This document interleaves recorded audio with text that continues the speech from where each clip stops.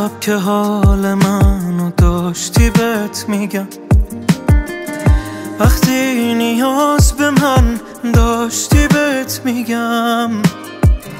دورت شلوغه اما باز یکی کمه، کنار تیشکی و نداشتی بهت میگم.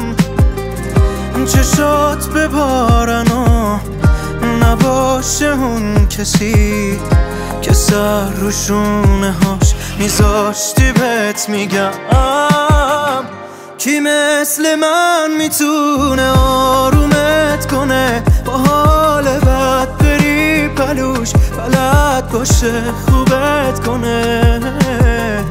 کی مثل من میتونه باد کنار بیاد، بمونه منتظر برات تو هی بری و هی بیای.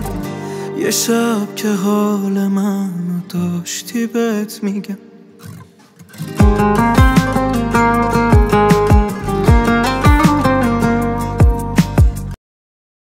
خب بچه ها، همونطور که دیدین دفعه اول IGBT ها ترکید. خب دوباره ما چیکار کردیم؟ گرفتیم IGBT هاش رو عوض کردیم و مدار رو چک کردیم. آی سی های الینکا و 24 ولت و درایوراش و این دوتا رو چک کردیم، پل دیود و بعدش رسیدیم به گیت درایو ماسفتا. توی مسیر این گیتاشو چک کردیم، درین و سورسش رو چک کردیم، اومدیم تو این دو تا مسیر ترانس پارس میده به این ترانس اینجا، به این ترانس پارس میده و این پارس تقویت میشه، میاد تو این پل دیودا، بعدش با مقاومت میاد گیت این ماسفتا رو از این مسیر و از این مسیر گیتشون رو تحریک میکنه و آی جی بی تی رو وصلش میکنه واسه خروجی و همینطورم از این طرف میاد پایین گیت درایو این دو تا آی جی بی تی رو این پایه و این پایه رو میگیره وصلش میکنه، بهش پارس میده و اینکه این دو تا هم وصل میشن و تو این بانک خازنی رو میگیره شارژش میکنه، یعنی اینکه وصلش میکنه و اینکه از طریق این سلف بزرگه خروجی میده. و الانم میریم واسه یه تستش.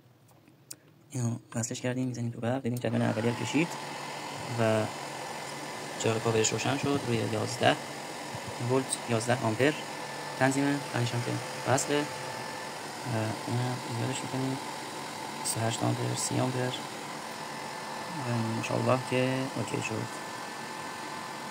از این همچنان روشن، اما تو پریز نیست، به خاطر بانک خازنیشه. 400 ولت برق ذخیره داره.